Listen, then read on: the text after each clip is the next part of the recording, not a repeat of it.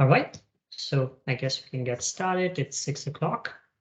First and foremost, once again, welcome everyone to this webinar today on immigration updates and alternative options to H1B visa. My name is Vishal Sharma, and I am your moderator for today. I'm privileged to have Prashanthi Reddy join us for this session. Prashanthi is a distinguished lawyer. She has been in the immigration field since 1997. She is a pass out from the University of Pennsylvania Law School back in 1996. She's admitted to the bar in New York, and she's an active member of the American Immigration Lawyers Association and the New York Bar Association as well.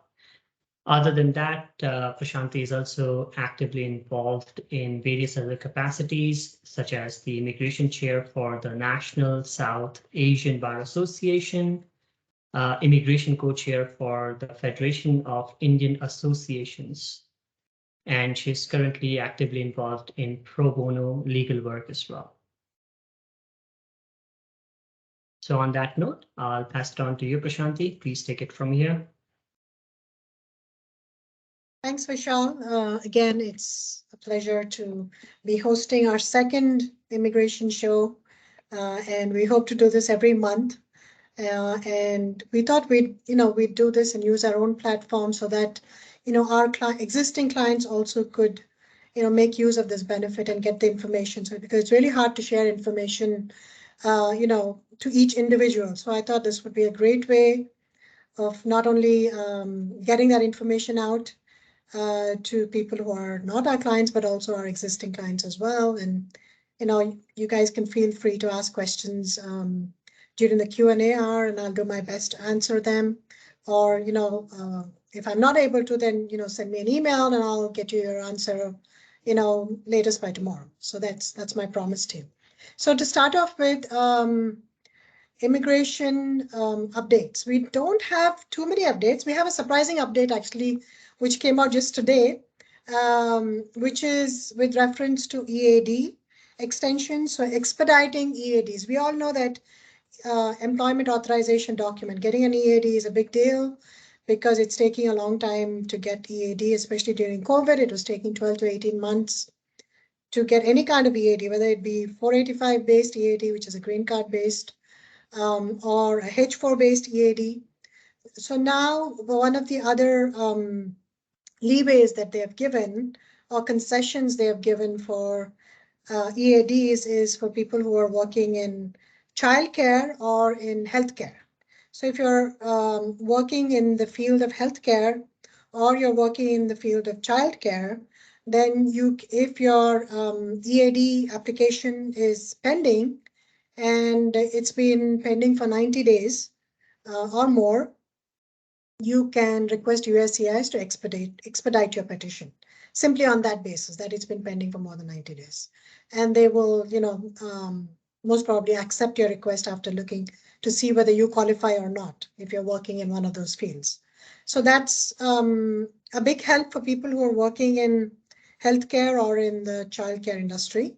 And they've already have for concessions on people working in healthcare. For people who were filing extensions, if their petition was pending for more than 30 days, they could file for an expedite. But this is for new filing as well. So they've kind of expanded that concession to new filings of EAD as well. That means if you've never filed an EAD before and you're filing now and you're working in those areas, then you get to expedite your request. The other update that I wanted to talk about is the visa bulletin, but there's not much to say with the visa bulletin because there's been no change really in the visa bulletin, no significant change to talk about. So EB2 and EB3 remain at the same dates for filing as well as final action dates. There's no significant movement for Indian nationals. So with that, Vishal, we can go on to the actual topic of the hour, which is alternatives to H1. Sure. So we all know that the H1-B numbers are limited, right? We have 65,000 numbers available for the bachelor's cap, and we have 20,000 available for the master's cap. And we know that those numbers are don't meet they don't meet the demand at all. The supply is much more. I mean, the supply is less than what the demand is, and they're not realistic because we have 3 or 4 times the number of cases being filed. So, keeping that in mind, and also keeping the fact in mind that the H1B cap has now actually come to an end, and you can't file any more H1 numbers until next year. Keeping that in mind as well, we have to see if there are any alternatives to the H1B cap, and how good those alternatives are, and if those alternatives, are useful to you or not, right? So the first alternative is if you're working for an organization that's cap exempt. A number of employers may qualify for a cap exempt and are allowed to file for the H1B petition at any time. So you don't have to wait for the cap to open up. You don't have to wait for next March or April. You can file this at any time. So a cap exempt employer is, number one, an institution of higher education. That means a university or a school that's affiliated to a university, a hospital that's affiliated to a university. So that's number two. Non-profit related or affiliated to a higher educational institution. So as I said in my example, a hospital that's related to a teaching institute. So for example, Cornell Hospital is related to Cornell University. So they are considered to be cap exempt. Or a non-profit research organization or a government research organization. So also you have to remember, you don't have to be a direct employee of these organizations. You could also be an indirect employee, which means that one of these organizations could be your client, and you could be working for company A who has a client who's a nonprofit or an educational institution, and you could be working for that educational institution indirectly through your employer. So it's important, especially for IT companies, to know that that's there is that cap exempt organization that you can qualify for. It doesn't have to be a direct employer. The other one is the O and the P. A lot of people might overlook the O and the P visa simply because it does require the person to have an extraordinary ability in the sciences or the arts, or education or business or athletics, or whatever the field might be. So by definition, not many O1s would qualify. So I would say that it's not for everyone, but it's something to definitely look at. In addition to being able to obtain work authorization, you could also get an EB1. So it's a really quick route to a green card, because you can qualify for EB1, and that's employment-based category 1. And as some of you might know, EB1 is current, so you can immediately file for a green card if you qualify for an O1. It kind of opens the doors for a green card as well. Also, it's important to mention that recently there's been policy guidance from USCIS, and as recent as January 2022, there's been new policy guidance with reference to qualifications for O1 for STEM people. So they've emphasized on how a STEM person could qualify for an O1. And they've given certain guidance or guidelines on what evidence can be submitted for a STEM O1.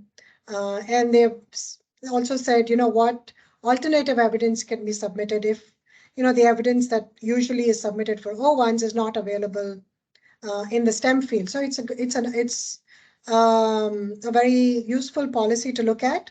In general, the supporting documents could be the beneficiary's receipt of a prize or an award, which is national or internationally recognized or nationally recognized.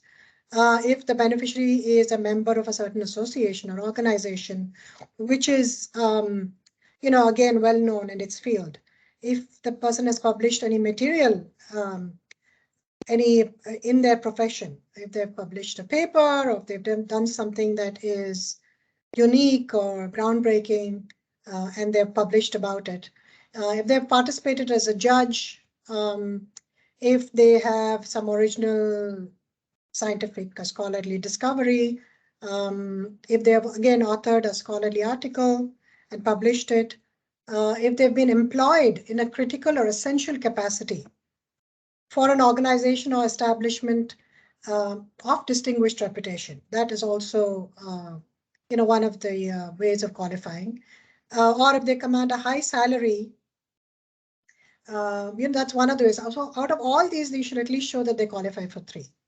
So it's something to look into and not completely dismiss, especially if you have an employee who is, extraordinary at what he does and, has some achievements in his field. Maybe he's developed an app, or maybe he's developed some kind of software or whatever it might be if you're in the IT field. The other, if you can switch slides, Visha. Just before we go there, one quick question for you, Prashanthi. What is the usual processing time for an O1 or a P1 visa?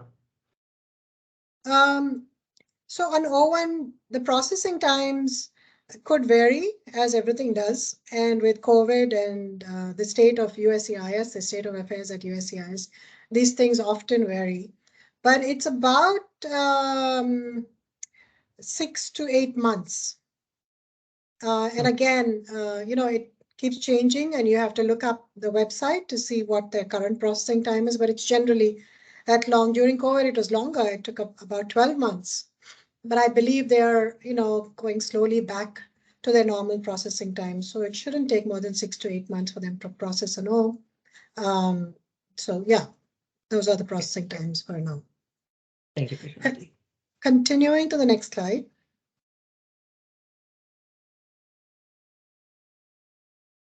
Yes. Is the L1. So the L1 is for companies that have branches or subsidiaries and parent companies abroad as well as in the US. Or maybe they're just incorporating their company in the US. It's fine, even if you're a startup. So this allows multinational companies to move their employees. They're not all employees. It could either be an L1A or an L1B.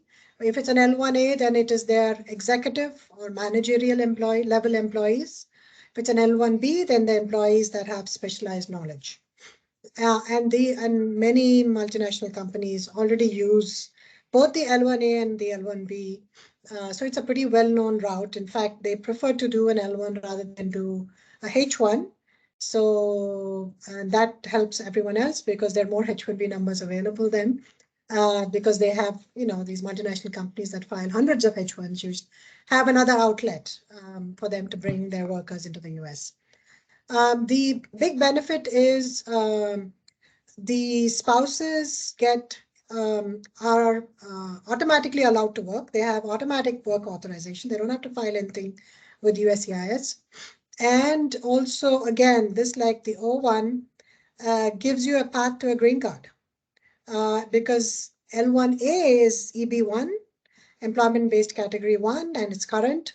So this is really a good route to be in if you want to immigrate to the US, and otherwise as well. L1B, you have to go through the process of EB2 or EB3, so it's slightly longer, but at least there's no cap for L1, so they're always available. It's not a cap like a H1, so you can file anytime during the year. Next slide, Vishal. No.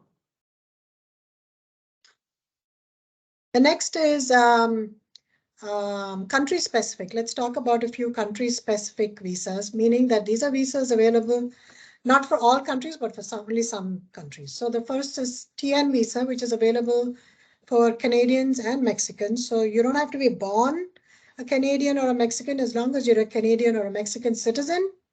you qualify for these visas. So this is an alternative route of coming to the US, getting possible Mexican citizenship or Canadian citizenship first, then applying for the TN and then coming into the US if you're not able to come using the H1 route. So with reference to the TN, it's much easier to get. In fact, the TN for Canada, you just apply at the border at CBP. You don't even have to apply at the consulate.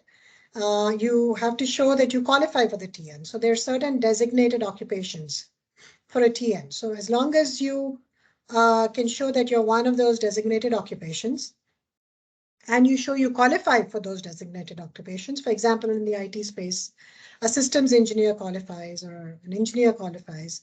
And usually they say a bachelor's degree in engineering is required for those occupations. So, TN is really easy to get. You just have to show if you're an employer, you have to show that you have a job offer. You have to show the qualifications and the degrees and get an evaluation done, if possible, for your employee. And then, he pretty much crosses the border, and at the border, they give him, the visa. He doesn't have to go to the consulate. If they are Mexican TNs, then you actually have to apply. Before you can't just cross the border and come across the border. You have to go to the consulate and apply. The other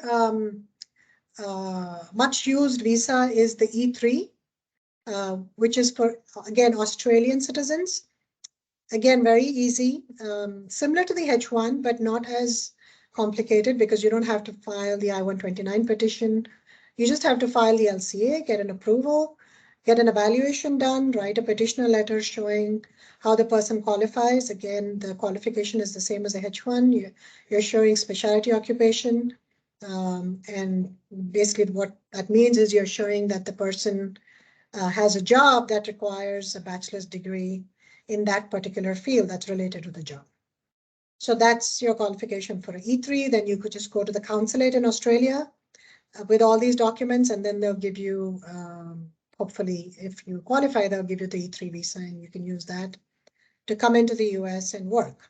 Also, there is the Singapore and Chile visa, H1B1. Again, very similar to the H1B, same process, but there's a separate quota, which is usually available when compared to the general quota. So that's, if, again, your employees are citizens of these countries, it might be even useful to become citizens of these countries in order to, make use of these visas and circumvent the fact that, the H1Bs are not available.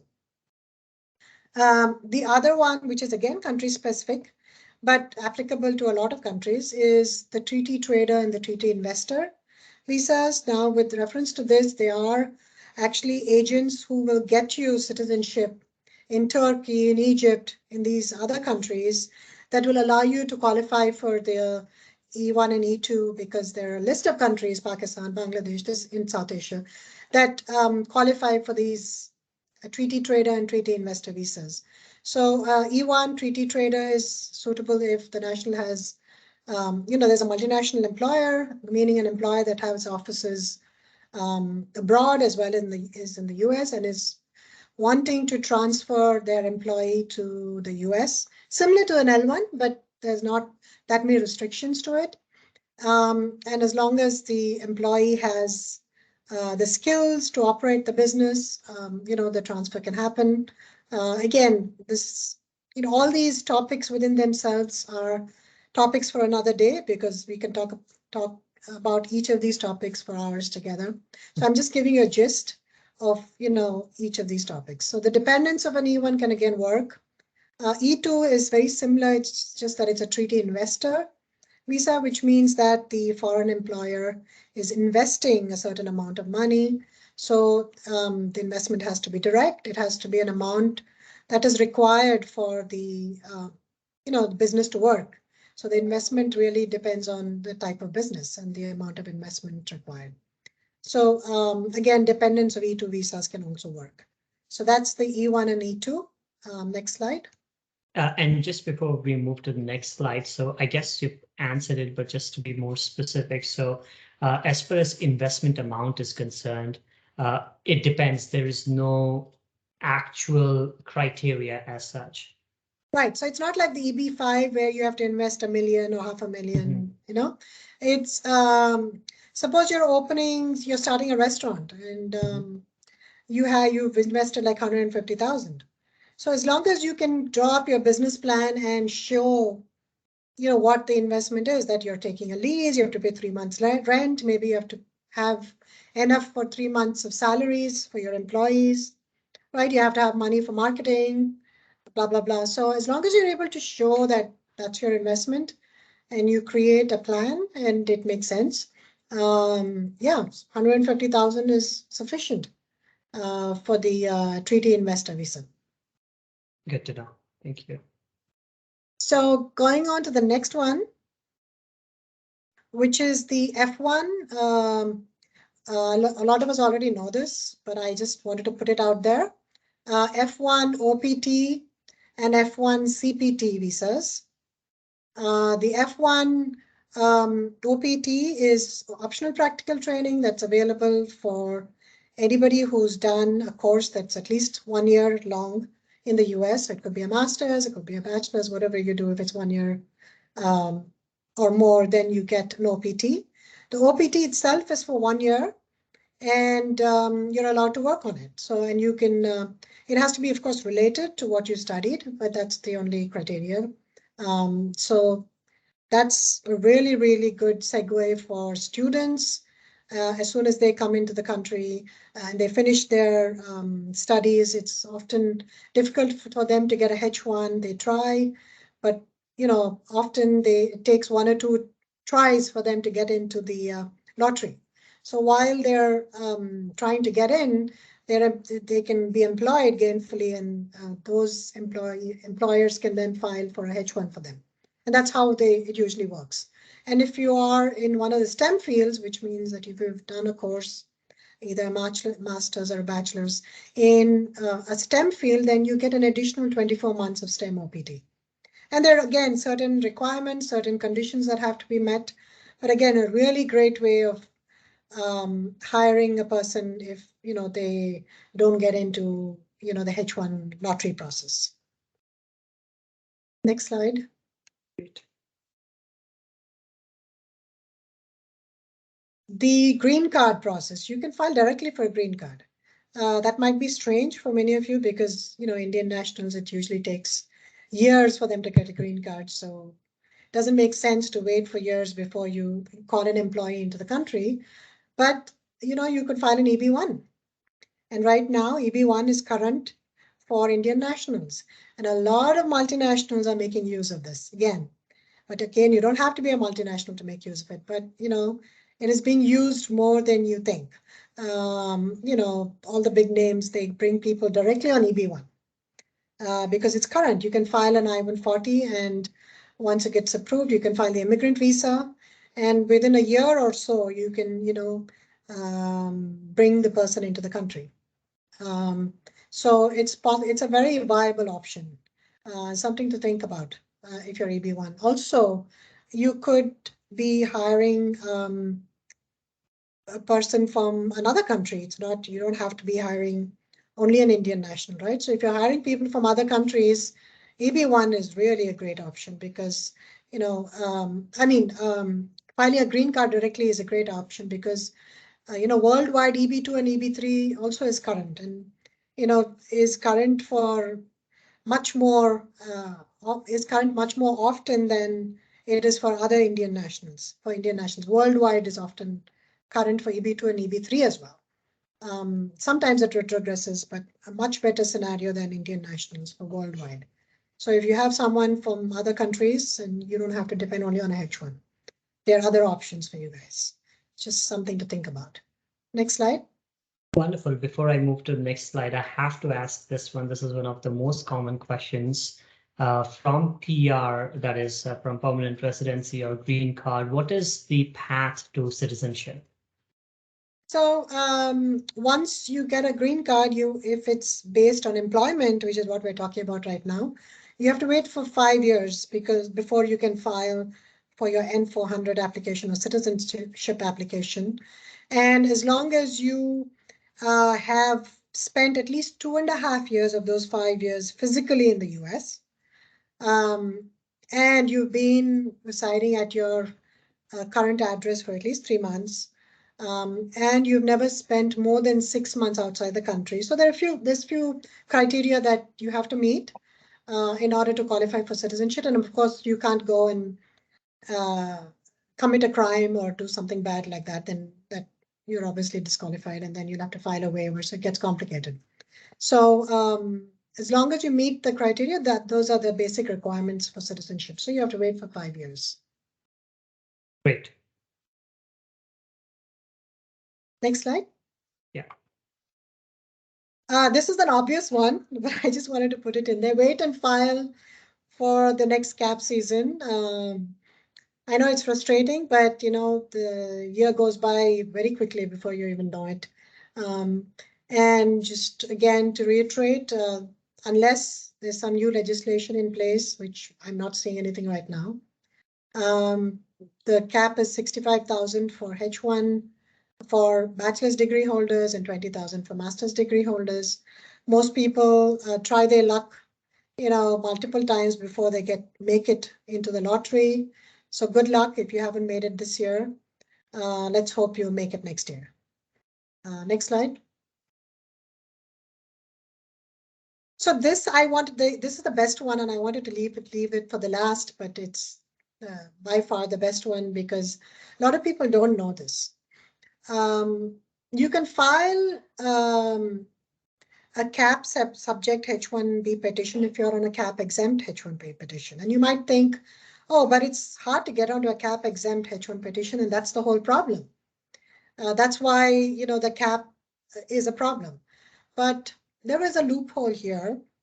Since there is a law that allows you to file a concurrent CAP subject H1 if you are already on CAP exempt H1, meaning you're keeping 2 H1s at the same time, you're working 2 jobs.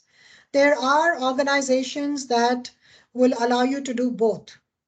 So employers have to basically, the universities, there's University of Mass has a program. I don't know if it's still available, but certainly can be looked into. But there is another organization called Open Avenues Foundation, and they were at the ELA conference. So they offer employers a training program. And it's a 5-hour program per week. So your employees could do it on weekends. And there is a fee, of course, because they've set up the whole program and they're teaching employees something.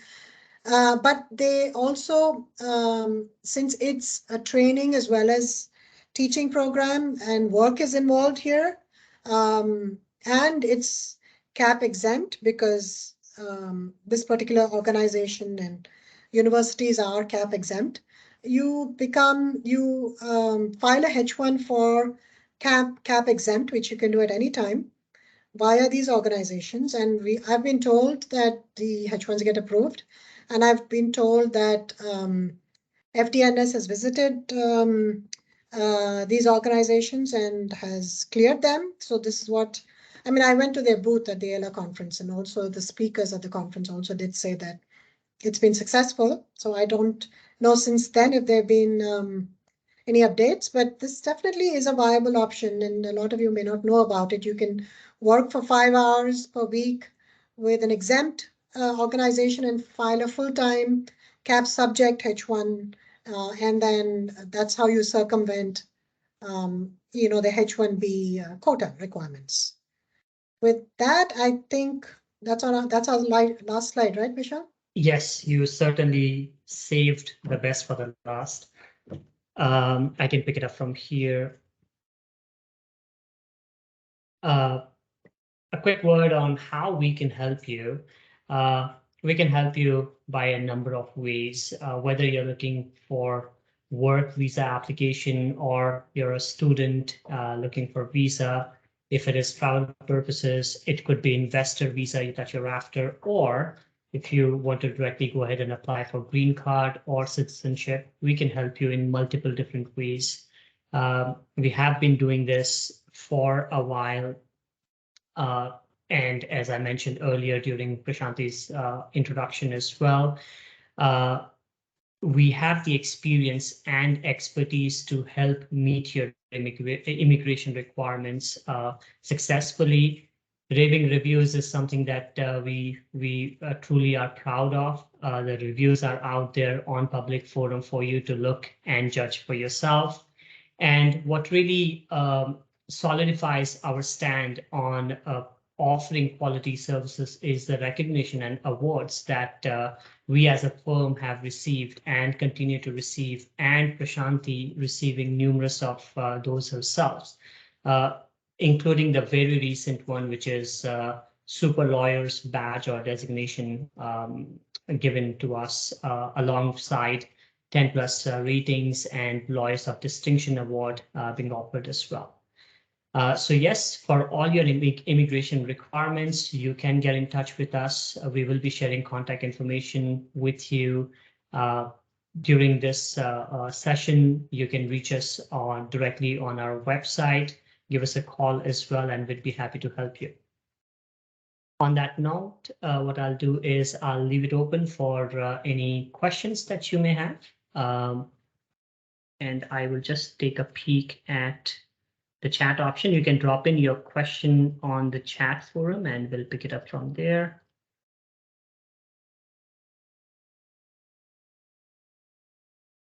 Oh, wow. Okay, it's filled up. Prashanthi, you got to give me some time now.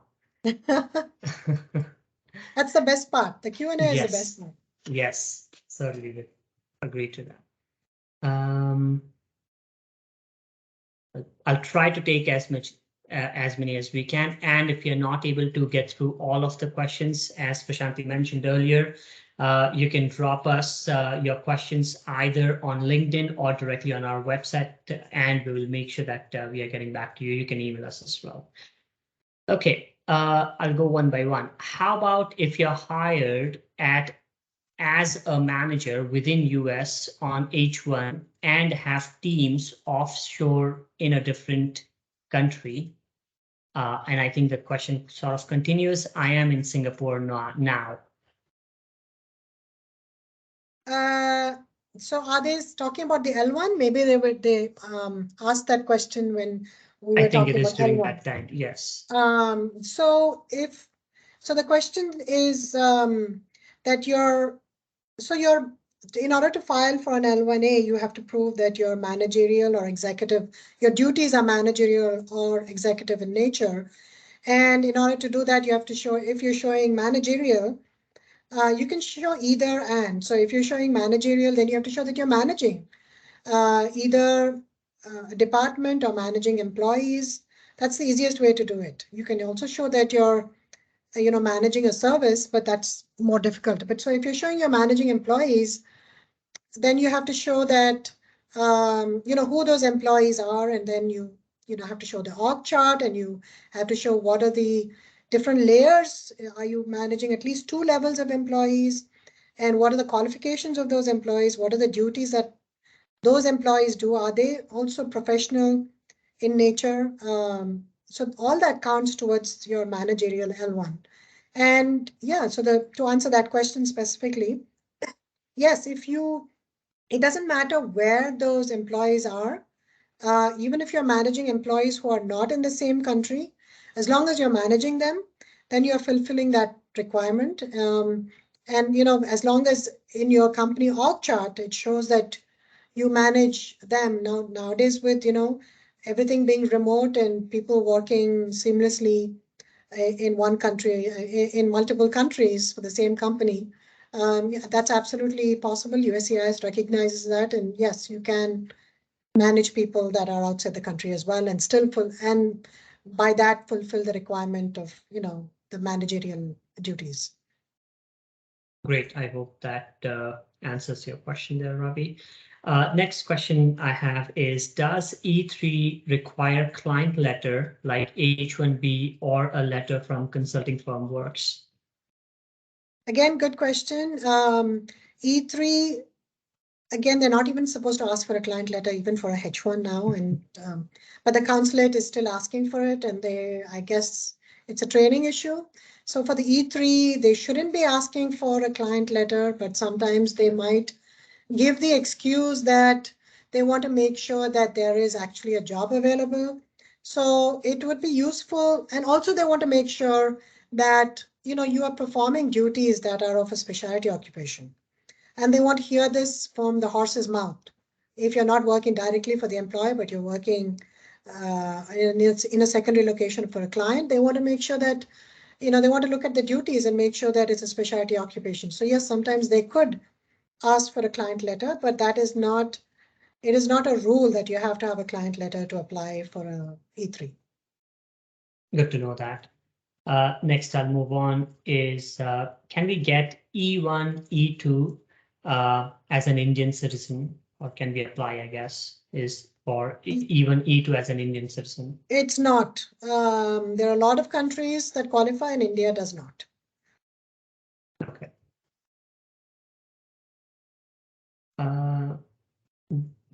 Another one is, I'm just trying to paraphrase here. What is the difference in eligibility from E1B to E1?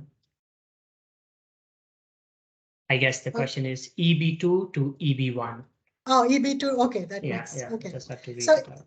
EB2 is if you have a higher, like a master's or higher degree, or if it's a professional degree, if the job, rather not if you have, of course you have to have, but the job should require a person who has an advanced degree, which is a master's or higher, or bachelor's plus 5 years is also equivalent to a master's.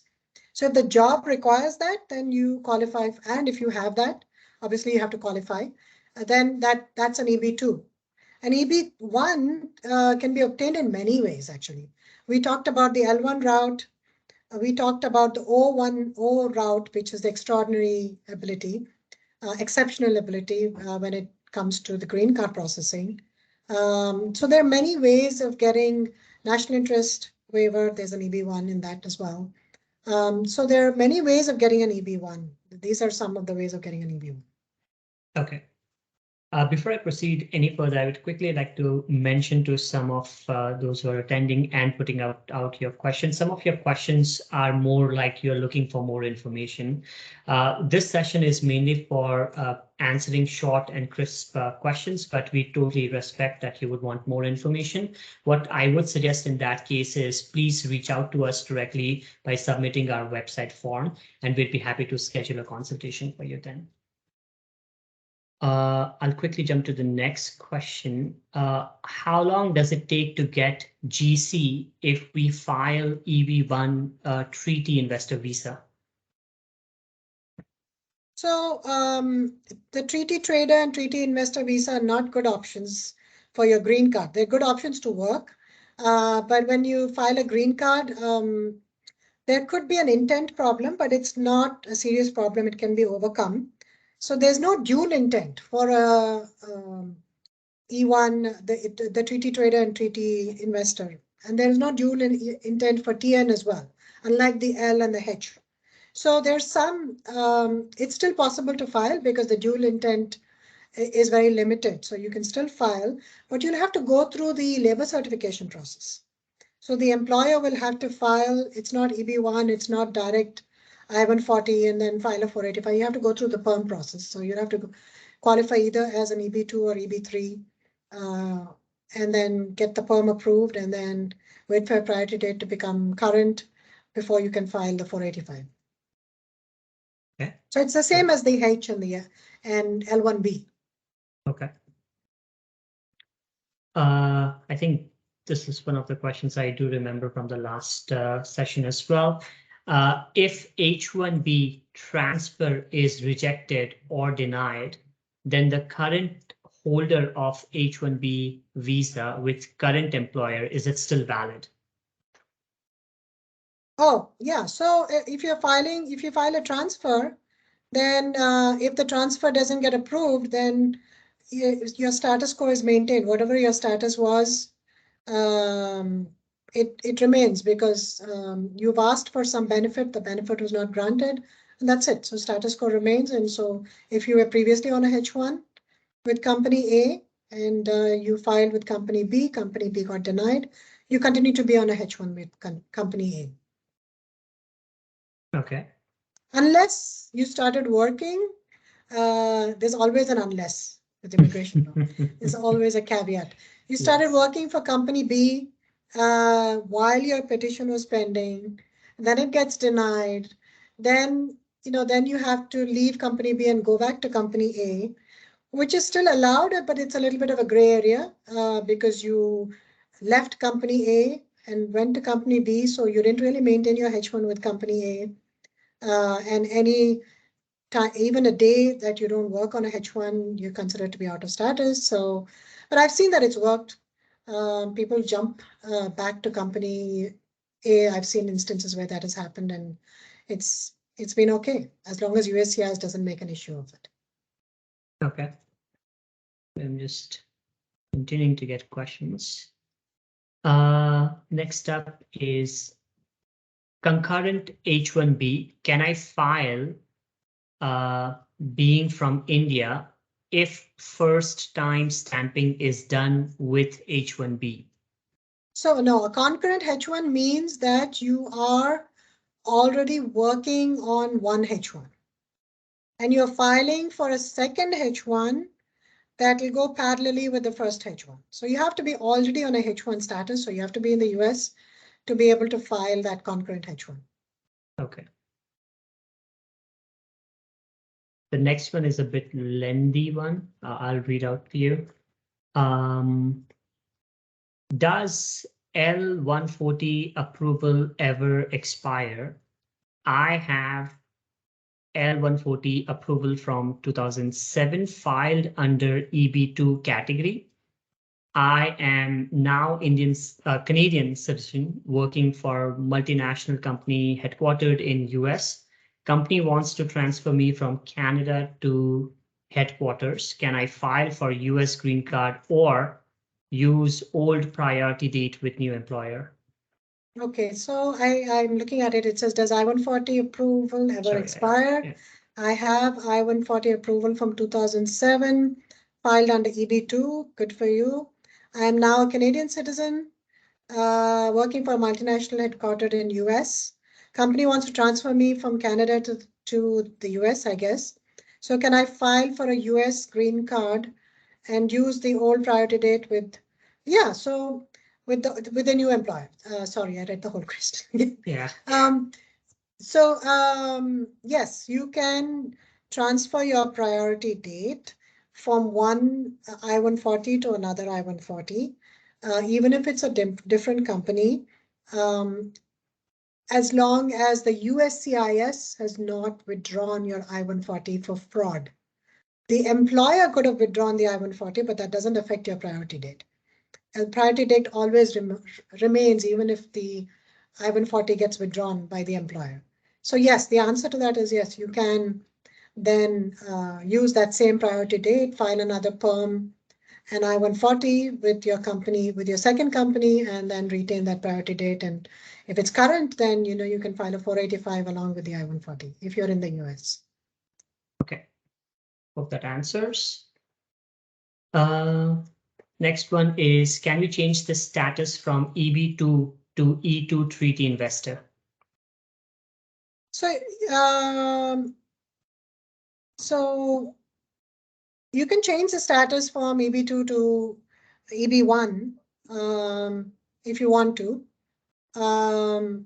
Is that the one you're asking? Yes, Vishal? that's the one. Yes. Yeah. How can we change from EB2 to EB1? As long as you qualify, you have to qualify. So it's hard to qualify for EB1, especially if you're in the US and we're talking about L1. So what you could do is leave the country, get eligible for the L1A by working outside the country for 1 year, and then come back either directly on an EB1 by filing an I-140 and then immigrant petition, or come back on an L1A and then file your EB1. And then you could use the priority date. You don't even have to use the priority date from EB2 because right now EB1 is current for Indian nationals as well. So you could do that. But you have to qualify for that EB1. If it's L1A, then you have to qualify for it. If it's O1 I mean, extraordinary ability based, then you have to qualify for it.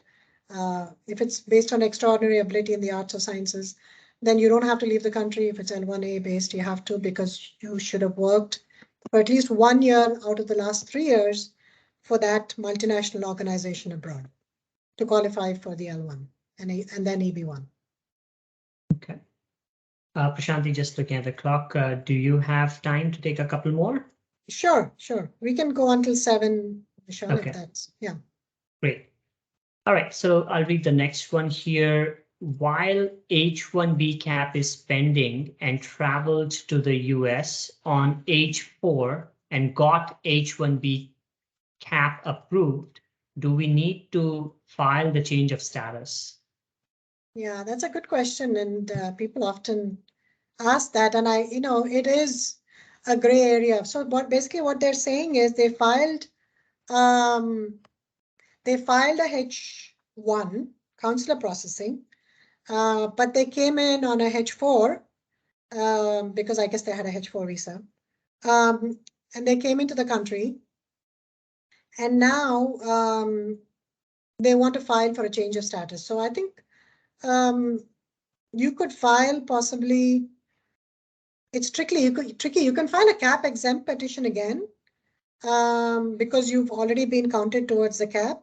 But really, some officers might say that since you never worked on a H1, you might not be cap exempt.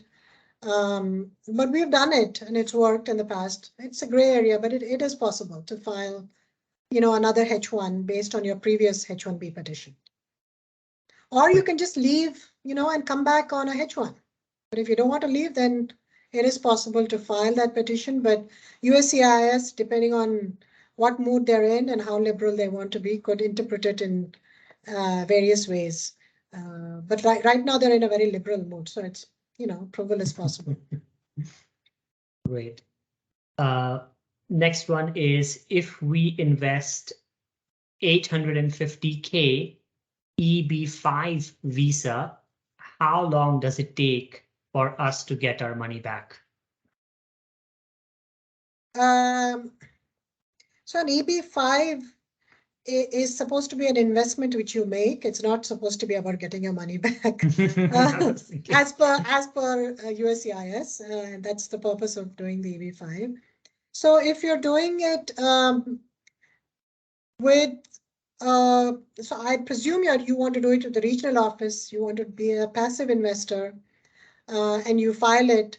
These EB5 petitions, I guess the real question is how long is the processing time and when will I get my green card? So the processing time is very lengthy for EB5s right now. They're taking 3 to 4 years just for the preliminary process, the first step. And then once you get that approval, you have to wait for 2 years and then get a final green card, the permanent green card. That's taking again another 2-3 years. Visa numbers have to be available. So it's taking a long time for EB5s, and you have to show that you've remain invested in that regional center or in your business until you actually get the green card. So it can take several years. There you go. Next up, B1, B2 member stays in US. Within 3 months, he applied for F1. Still, he's waiting for 2 years now. Still, F1 is not approved. Are there any alternatives? It's a mess. F1 usually, used to take 4 to 6 months. Now it's taking about a year. But they are approving it within a year. So 2 years is a really long time to wait for an F1. And who knows if they still have that F1 available. If the university or the college that they've applied to still has that seat open for them. So this is like a really messy situation. As long as you file the petition on time, you file a change of status from B2 to F1 and you're waiting for the status to get approved, you're not out of status. But it seems to be taking a long time. You should, call USCIS or find out what is happening.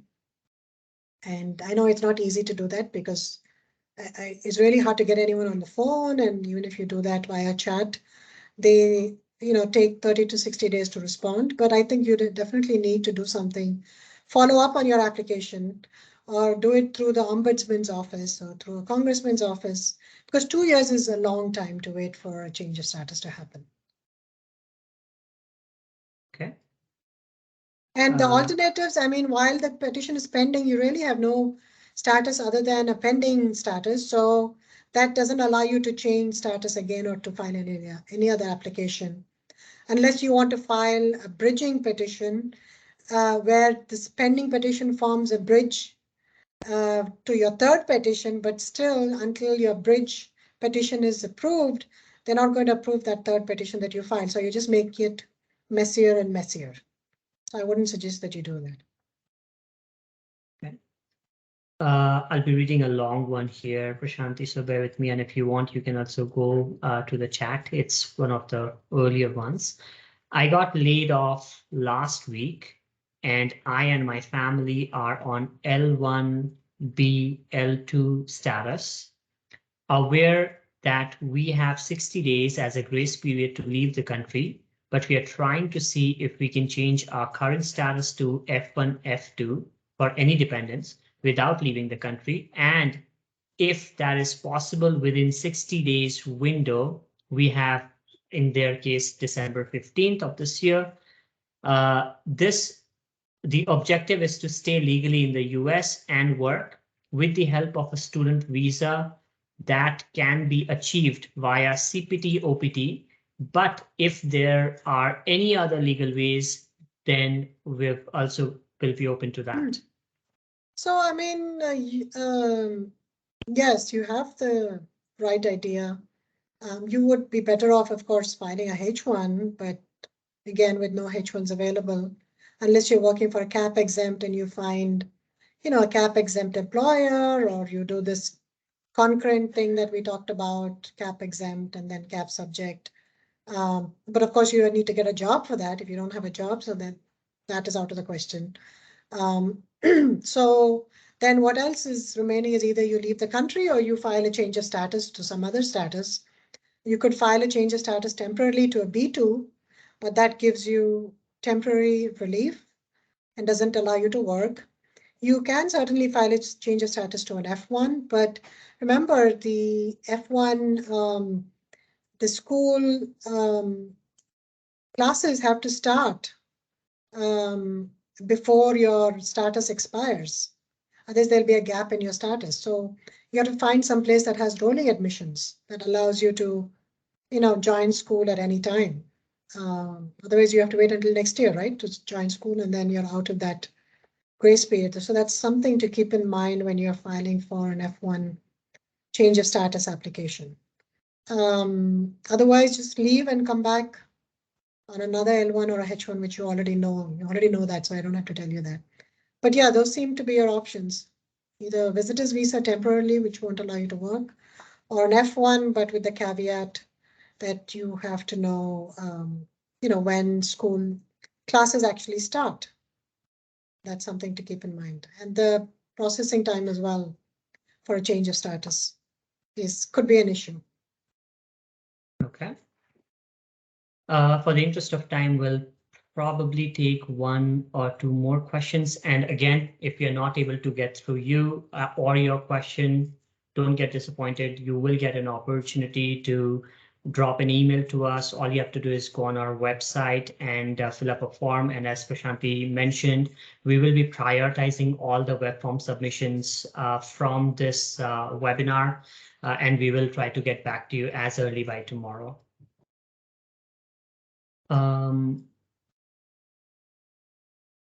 B1, B2 member applied for COS to F1. Can he apply for H1 in coming year, March 2023? If H1B picks, then what is the situation? So B1, person who's on a B2 or a B1 stays in the US, applies for an F1. Which one is that? Which question is that, Vishal? Or you can just read it again. Okay, I'll read it again for you. I got no problem. distracted with my phone. Sorry, I should have turned it on. No problem. I repeat the question. B1, B2 member applied for COS to F1. Can he apply for H1 in coming year, March 2023? If H1 picks up, then what is the situation? Right. Good question again. And people are desperate times lead to desperate measures and filing multiple petitions. I understand and sympathize. But if you see, you can file a H1 as long as you are presently in status. You can file for a change of status. And that could mean that you're in pending status as well. So you're right now, this person is in a pending status. But if they're going to be approving the H1, they have to first see if the pending petition is approvable or not. It doesn't have to be actually approved, but it has to be approvable. And then there is law with reference to bridging petitions, which mean that based on one bridge petition, you can file another petition as long as the bridge petition is approvable. And, USCIS, doesn't, knowing USCIS, they don't always adjudicate cases in the same way. So they may approve it, or sometimes they do, sometimes they don't. If they don't approve it, you will then still, it's not a bad idea because you would have a H1 for consular processing. And when the H1 actually gets approved, and when before the H1 is going to start in October, you can leave the country and go to the consulate and apply for H1. So either way, you should just file a change of status application during your CAP next year when the CAP season opens. And if they approve it, great. Otherwise, they'll at least approve it for consular processing. Okay, great. I'll very quickly, like the questions keeps coming in. So I'll very quickly take last one, maybe two. Can we change an employer as soon as my I-140 is approved, or do we need to wait for 6 months to change the employer? So is this person on a 485 or 485? No 485. It really depends on that, what the context is. So if the person is on a 485, then, the I-140 non-485. Okay. Non-485. There you go. Thank you. So if you're not on a 485, it really doesn't matter whether 6 months has passed or not. You're only talking about retaining the priority date. So there is no 6 months rule for retaining the priority date. As soon as the I-140 is approved, and if you leave and you go to another employer and you want to file the labor in I-140 again, you have that priority date. Nothing can happen to it unless, as I said, USCIS withdraws it for fraud. So that priority date is always yours, and there's no 6 months waiting period or anything like that. Even if the I-140 is withdrawn immediately, as soon as it's approved, you still have your priority date. Okay.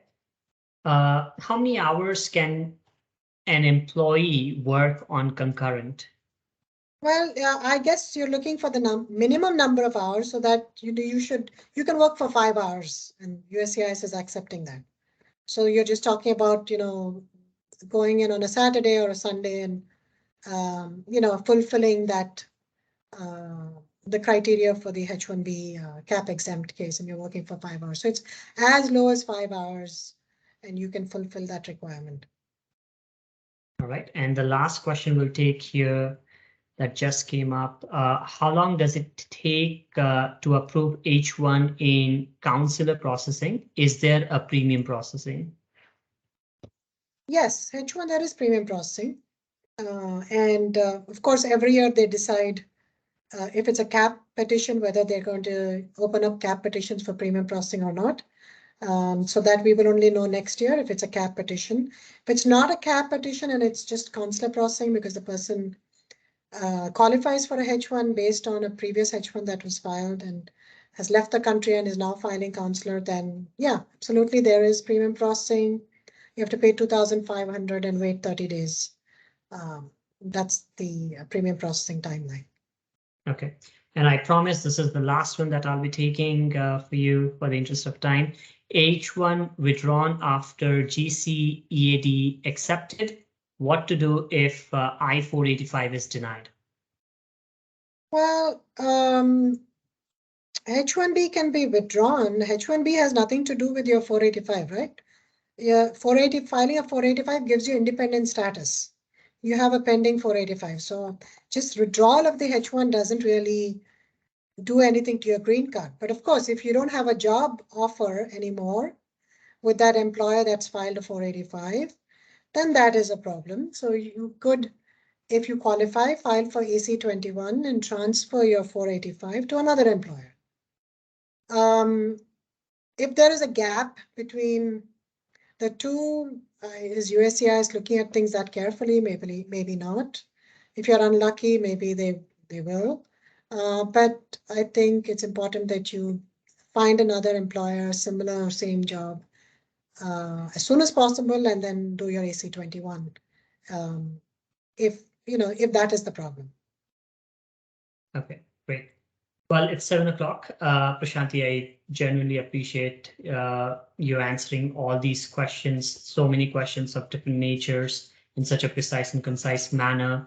And to everyone who attended the session and who've asked the questions, great, thank you so very much. And for those whom we were not able to answer, or for those who were asking us for more information, these are immigration matters. I'm sure you would appreciate that spending just a few minutes on each of your questions may not exactly justify, and given, could potentially give us more context. So what I would definitely recommend you do is go back to our website and or our LinkedIn so that you can reach out to us for a consultation session. That is the best way for us to be able to help you by understanding, your exact nature of case in hand.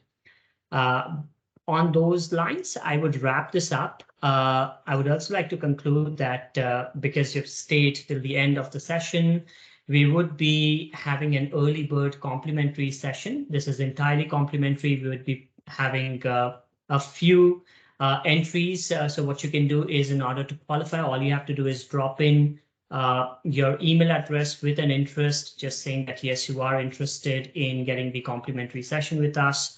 And then somebody from our team will reach out to you to schedule the complimentary session.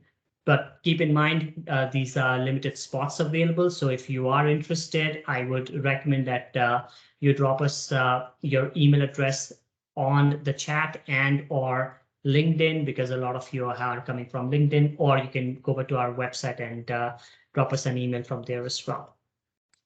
On that note, thank you so very much for all your time, for attending the session. And Prashanthi, thank you so much for your time.